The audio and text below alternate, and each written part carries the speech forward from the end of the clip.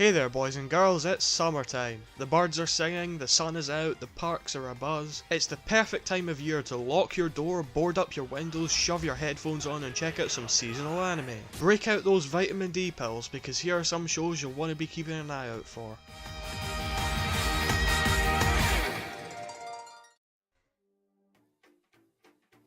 In his senior year of high school, Tatara Fujita's career prospects are looking slim because there's nothing he passionately wants to do with his life. However, a chance encounter with a veteran ballroom dancer changes all that forever. After waltzing with the beautiful Shizuka and witnessing the fiery passion of her dance partner Hyodo and his technique, Tatara sets his sights on the dance floor. It sounds like a knockoff Yuri on Ice on paper, but the way it's presented is more reminiscent of the classic shonen formula than a sports manga. It is more than aware of how girly the idea of ballroom dancing is on the surface, and injects itself with a flair very similar to the extreme athleticism of Kuroko's basketball. Which is handy as the anime is also going to be handled by Production IG, who also animated Kuroko's basketball. I am more than confident the high octane passion of Ballroom's original manga will come out in full force in the anime. An awesome look is nothing without an awesome story, and Tatara's emerging passion as he overcomes his peers' low expectations in order to compete with the incredible Hyodo is truly a compelling one. Every season or so there's a new sports anime on the block that everyone and their uncle's uncle seems to get hyped about, and I'm more than confident that Welcome to the Ballroom will be that next big thing. In the aftermath of an explosive sports festival for UA High, it's time for the event's shining stars to embark on their next adventure, work experience. His friends sent off to work alongside the best in the business, Midoriya finds himself under the wing of All Might's mentor. Under his tutelage, he learns even more about One For All's tragic history, as the League of Villains prepares for a new offensive. This spring, My Hero Academia really took off, just as I'd expected it would. Season 1 contained the source manga's slow start, but I knew Season 2 would open up on one of the best arcs thus far. Anyone who stuck around long enough to get hooked on the show is in for a massive treat this summer. Sure, the show is probably going to stay as slow as it has been, but in the third arc it really shows its true colours as a big origin story. An origin story for Midoriya, sure, but also an origin story for the villains who will start to grow a bit of a backbone. Bones have always been amazing at delivering high intensity action befitting of a shonen series, and while there might not be as much action from the show this summer as there was in spring's tournament arc, what little is going to be there should blow you away. The third arc will also take some time to flesh out the world quite a bit more than it had been before, paying attention to public opinion, the origin of One For All, and of course the working lives of the show's talented heroes. If you still don't feel all that invested in My Hero Academia but you're still watching it, then don't drop it until the end of season 2. Trust me, it'll go out with a bang. You'll still want to stock up on sunscreen this season though, because shocker, there's gonna be some real shit you'll want to steer clear of because every season has some.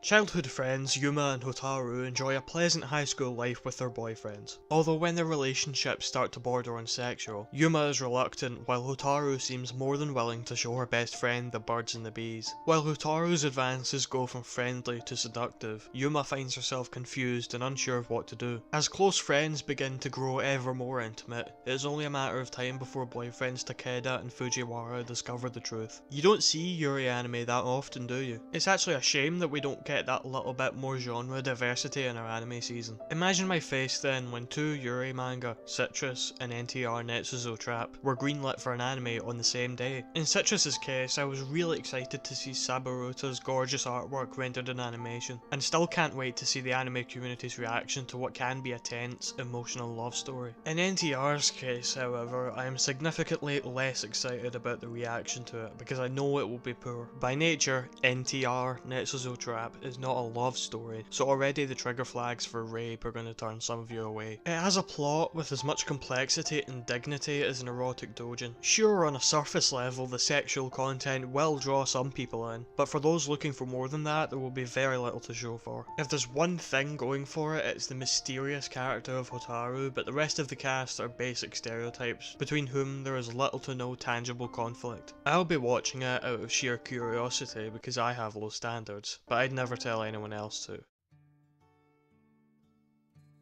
It's about a bunch of cute girls in high school, but they're demi-humans. That's literally it.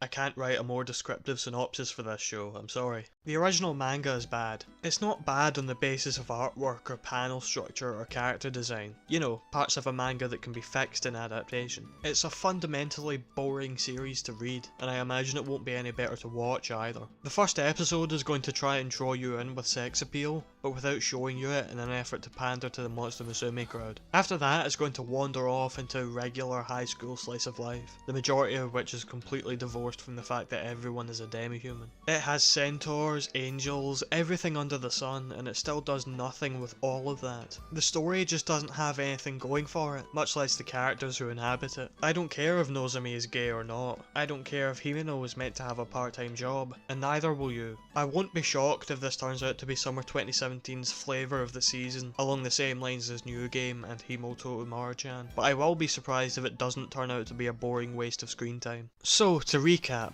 get on Welcome to the Ballroom and keep your eye on My Hero Academia, but don't bother with NTR Netsuzo Trap or A Centaur's Life. I can't wait to be proven totally wrong this time next season. If you liked this video and want to see more, remember to subscribe and follow me on Twitter for the latest updates. If you love what I do and want to contribute, then you can check out my Patreon page for rewards and more. Until next time, cheerio.